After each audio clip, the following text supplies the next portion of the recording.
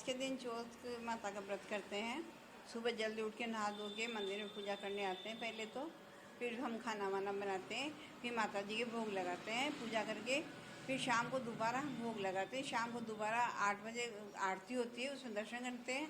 दर्शन करने के बाद पूजा करते हैं। पूजा करने के बाद आरती वारती दर्शन करके फिर दोबारा भोग लगाते हैं शाम को। यहाँ पे भोग लगने के बाद में चंद्रमा जब उगता है ना, तो उस समय हम वो जो पूजा करते हैं उस साड़ी से उसी चंद्रमा को हम अर्घ देते हैं।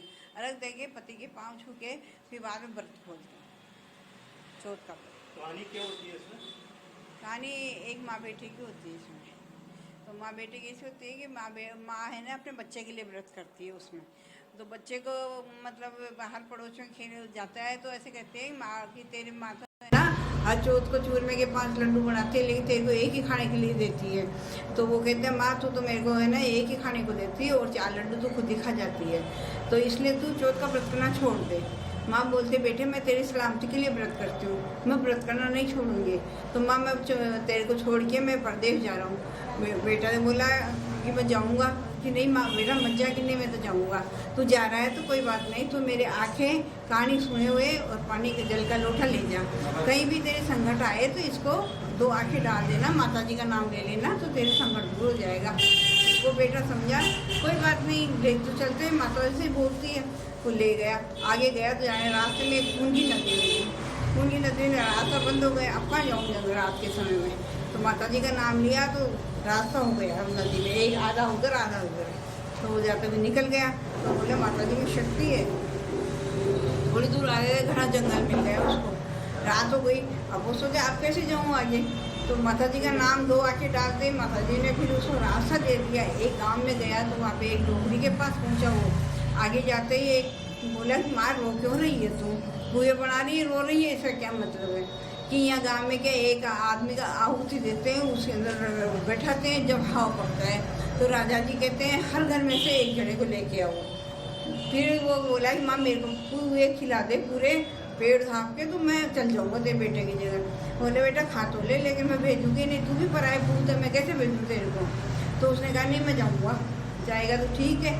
वो चला गया तो बुलाओ आते चला गया, बैठा दिया कि पहले मैं ना एक कलश लेके आओ, मिट्टी बिछाओ, पूरी पानी का छिड़काव दो।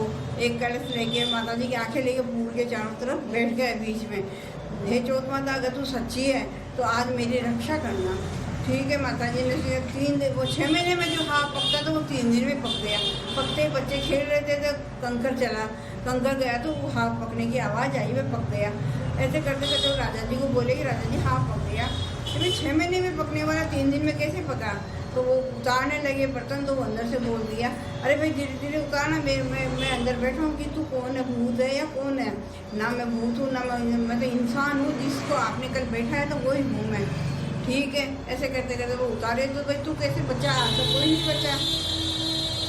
कि मेरी माँ है ना चौथ का व्रत करती थी, मैं बेखावे में आके घर छोड़ के आ गया। ठीक है। तो चौथ माता ऐसी हो सकती है। हाँ मेरी चौथ माता ऐसी है। 2 घोड़े में गए, एक पर तो उसको बैठा, एक पर राजा जी बैठ गए। तो इसके जंजीरें बांध दी कि देखिए जंजीरें कैसे खुलेगी अब तेरी। तो चौथ माता का नाम लिया, हे मातेश्वरी गणेश जी महाराज मेरी रक्षा करना। तो जंजीरें उसके खुल गई, राजा जी के बंद गई।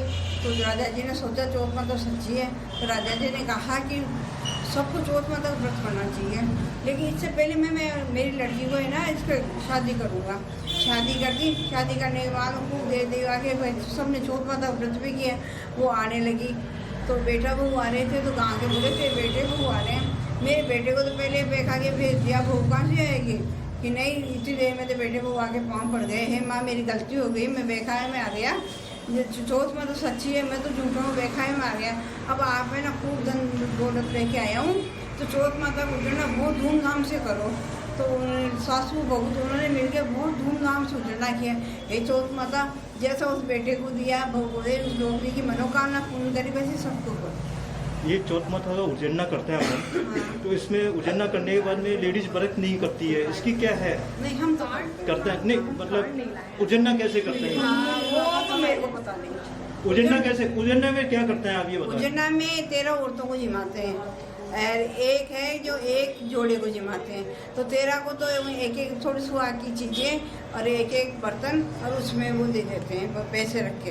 और जो जोड़े को जिमाते हैं तो उसमें दोनों के कपड़े पूरे होते हैं, सुहाग का पूरा सामान होता है, लौंग फुटकी भी होती है और खाने का भी टिफिन अलग से होता है। एक चीज और बताइए, एक ही जोड़े को 13 औरतों को अलग से जिमाते हैं और एक पूरे जोड़े को खाना देते हैं। जैसे सवाई माधोपुर में ही माता जी का मंदिर हाँ, है, 14 का। मान्यता यह है कि वहाँ जाने के बाद में फिर कई लेडीज व्रत नहीं करती हैं, वो तो वो ऐसा क्या है- मान्यता है? वो ऐसा है कि जिससे नहीं होता है ना कर तो वो वहाँ जाके छोड़ देते हैं। तो उसमें उजड़ना करना पड़ता है या वैसे सिर्फ जाने से ही हो जाता है काम? नहीं नहीं, पहले उजड़ना तो करना पड़ेगा। उजड़ना करना हाँ, पड़ेगा। उजड़ना करो फिर वहाँ जाके छोड़ सकते। उजड़ना करे बिना व्रत नहीं छोड़ सकते।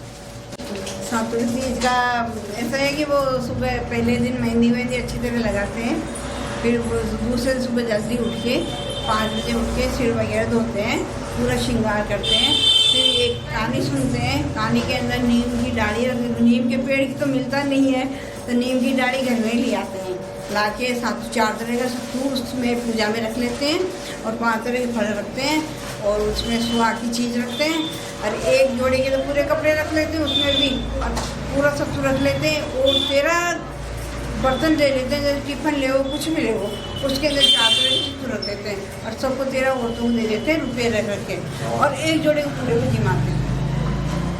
और चंद्रमा को रख देना पड़ता है, उसमें भी कोई बात है, जैसे जोत का किया ना वैसे चंद्रमा का रख देते हैं।